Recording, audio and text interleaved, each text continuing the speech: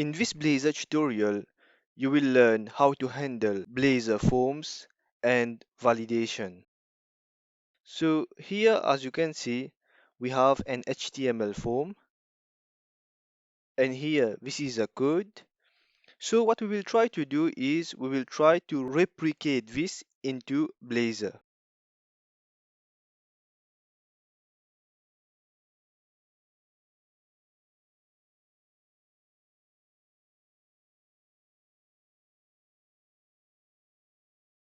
And here, as you can see, I have already coded it in Blazor. So when we render an edit form component, Blazor will output an HTML form element. As this is a standard web control, we can provide the user with the ability to submit the form by adding an input with a type submit. So here on top, as you can see, we have the add page directive. When the user will enter the domain slash, he will be redirected to the index.razor page. On line 2, I have added the at using system.componentModel.data annotations. We will use this for the validation. So here, as you can see, I have used data annotation validator, and here in the clause person, I have used required for each of the variable. And here we will have our header. Then I have added the edit form component where I have paused the model person. So the model person will be this clause here. There are three events in an edit form related to form submission. The onValid submit equal to form valid submit. So when this form has submitted successfully, this will be triggered. We will have form valid submit. Here it is. So this pause will be triggered. And then on an invalid submit, this one will be triggered. So invalid submit, and here it is.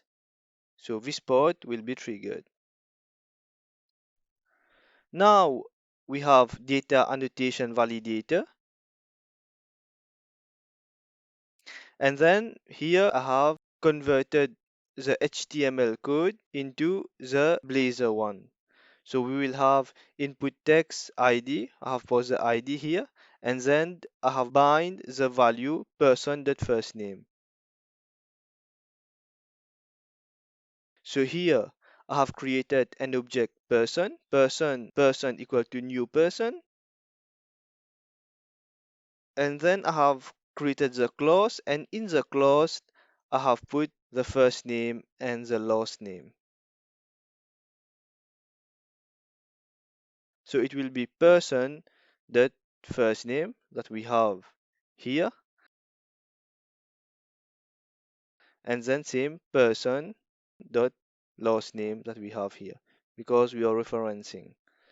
So here it is, first name, last name for L, and we have label for first name and label for last name. BR is, it will move it to the next line.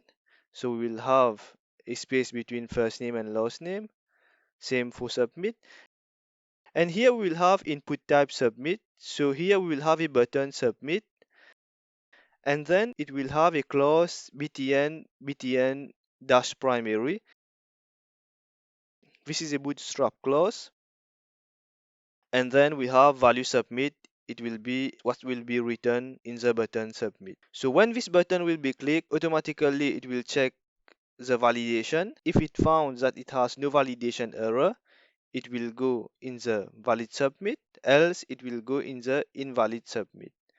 And here, as you can see, I have added a paragraph where I have put style color equal to at style color, and this one it will change accordingly. So if it has a form valid submit, the display success will be success. So this paragraph will display success, and then the color will be green. Else, if in case it has an invalid submit, the display success will be unsuccessful. Likewise, the style color will be red for the paragraph. So now let's run it and see how it looks.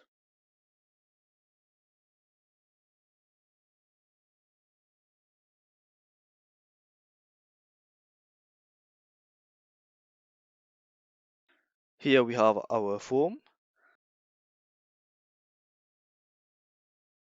So here we have the header and the first name label with the text box, as well as for the last name and the text box. Then we have the submit button.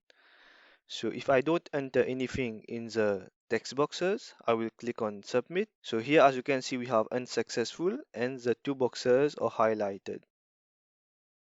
Here I want to display a summary of the validation. Let's perform the summary of the validation.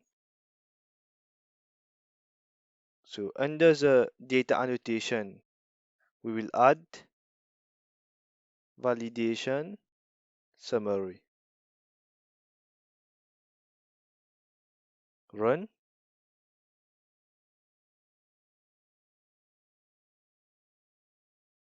Now let's click on submit. So here, as you can see, we have the validation summary.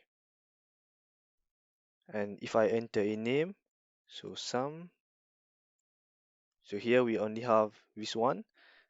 So the last name field is required, and this one is highlighted in red, this one in green.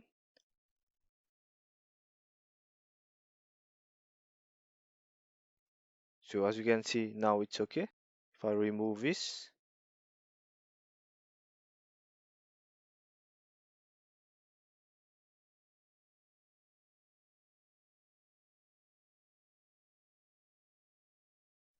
so here you can put another data. This is for you to see what's happening. Same for the invalid submit. For valid form submit, you can save the data to the database if it is valid. Else you can display an error message. So here, let's add a length to the string so that the user cannot exceed the limit. So let's put it to 10 for the purpose of testing.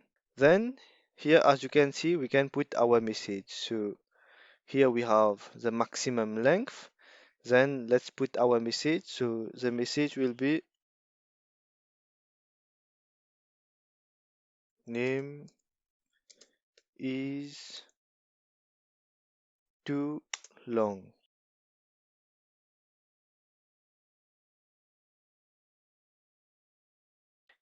We can also add for the integer. So if in case we had an input number here, instead of the text, we can input number. Then in our class person, we can put public int, then the name. For example, it can be ID, get set. And here we can pass the range validator. So here we can add range. So it can be between, and the first one will be the start. So it can be 1 and then 100. So the range will start to 1 and the count will be 100. And we can put it also to required if you want. For an email, we can add this one to string and then email. And this one will be email address.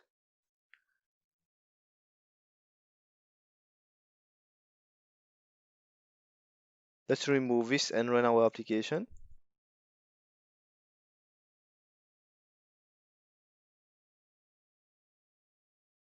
Now let's run our application.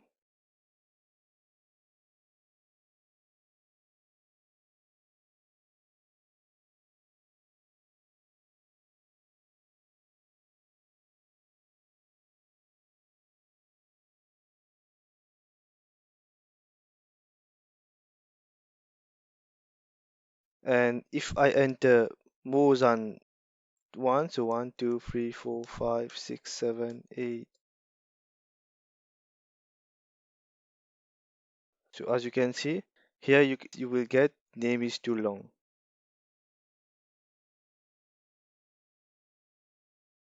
This one is displayed, and you can also add it for the other one. So you can put this one last name, and this you can put it to first name. I can remove this one because we won't need it. So let's comment it.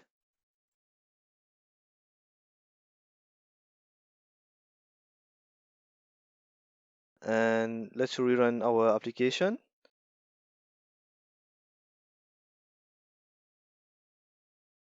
So we have arrived at the end of this Blazor tutorial.